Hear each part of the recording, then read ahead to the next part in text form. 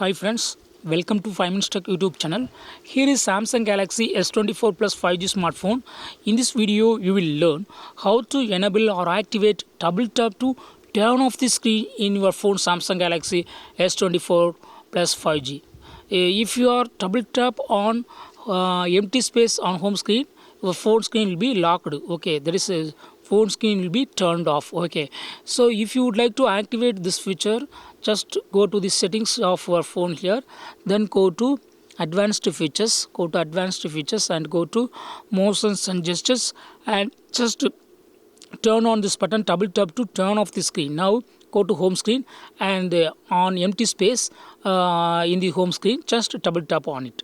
Yes, phone screen is now off, and it is locked. Okay, so in this way you can easily enable or activate double tap to turn off the screen in your phone Samsung Galaxy S24 Plus 5G.